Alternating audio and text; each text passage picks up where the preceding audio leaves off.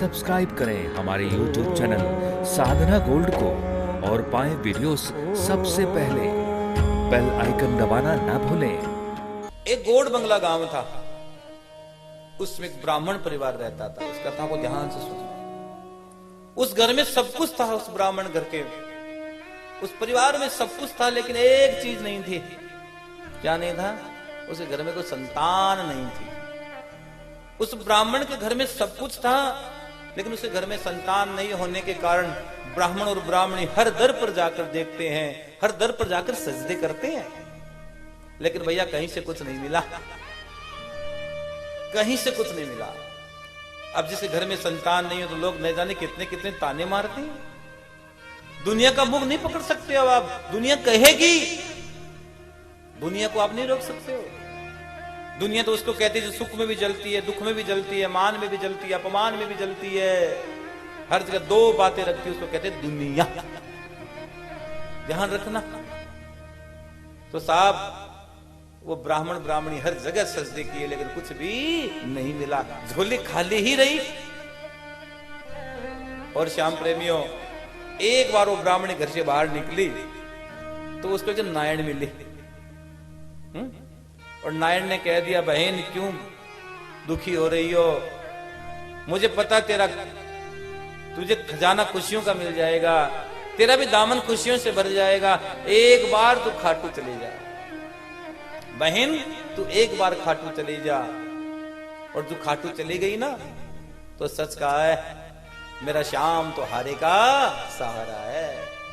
जो हार कर मेरे श्याम की शरण में आता है, बाबा श्याम उसको अपने हृदय से लगा लेते। बावरी जा बहन, एक बार खाटू चले जा और विश्वास लेके जाना।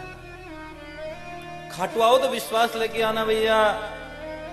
खाटू अगर विश्वास लेकर नहीं आए तो सागर के पास जाकर प्यासे लौट जाओगे।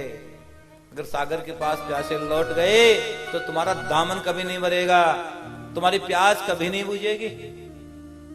इसलिए उसने कहा, बहन मेरी बात मानना, विश्वास लेकर जाना, और मैं तुझे यकीन दिलाती हूं तेरा घर में खुशियों का अंबार लग जाएगा। एक बार खाटू चले जा। उसने कहा, बहन मैंने कब हर जगह जाके देखा है। मैं अक्सर कहता हूं, और कहीं जाते हैं तो क्या कहते हैं कि दर्शन करने जा रहे हैं, और एक पीलीभीत से भक्त आता है, वो कहता है बाबा से मिलने जा रहा है। और कहीं जाते हैं तो बोलते हैं दर्शन करने जा रहे हैं और देवताओं के, और शाम का प्रेमी अपने घर से निकलता है, बोलता है बाबा से मिलने जा रहा हूं। मिलना होगा तो बातें होंगी, सुख दुख की भी बातें होंगी। मिलना तो अपनी पराई भी कुछ चर्चा होगी, कुछ तत्व की भी बातें होगी, कुछ सहज बातें होगी, कुछ तो बातें होगी।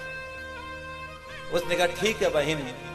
वो अपनी सासू मां के पास गई, अपने जाकर पति से कहा, सासू मां से कहा, मां अंतिम बार मुझे एक बार जाने दो। आपने कभी मुझे मना नहीं किया, मुझे खाटू जाने दो मां। मां ने कहा, बेटी अद्भुत बात देखी, कितनी गहरी बात कही बेटी, मैंने तुझे कभी मना नहीं किया।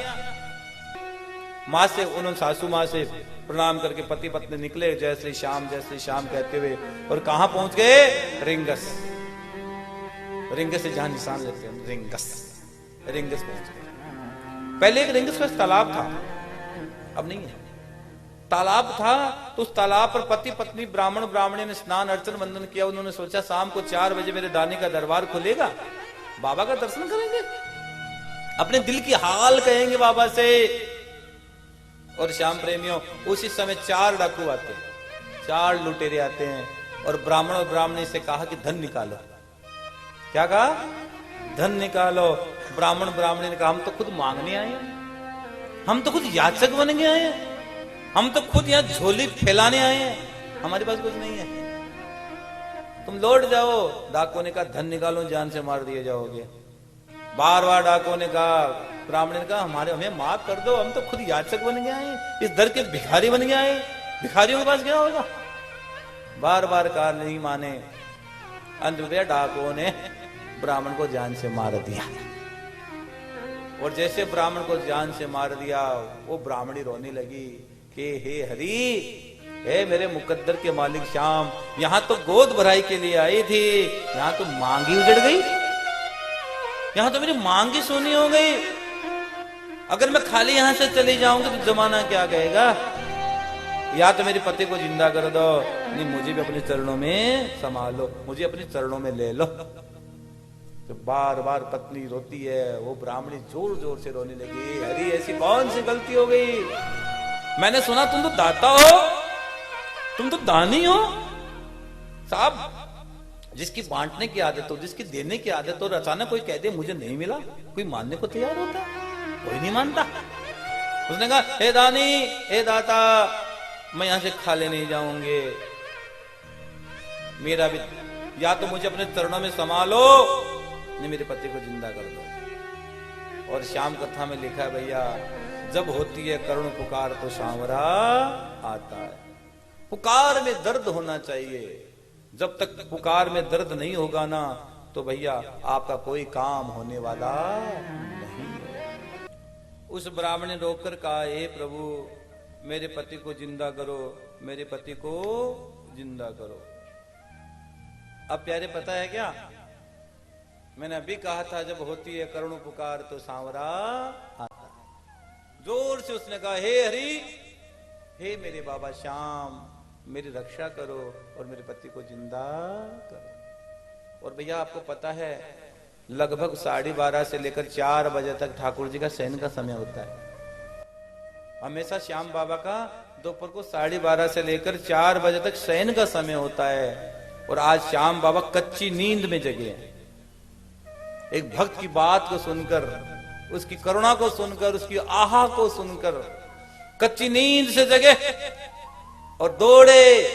आज लीले घोड़े पर का इंतजार नहीं किया, पहले जाकर उन 4 डाकुओं को मारा और उसके बाद उसके ब्राह्मणी के पति को जिंदा किया। और ब्राह्मणी से कहा, ब्राह्मणी मांग क्या चाहती है, और बोल क्या चाहती है। बाबा श्याम से वो कहते, हरे अन्न धन का भंडार भर दो, बहु बेटा से आंगना, मर्यावद मुक्ति दे जो, अब और काई मांगना। हे प्रभु अब ऐसे इतना दे देना, और कुछ नहीं मांगती हूं।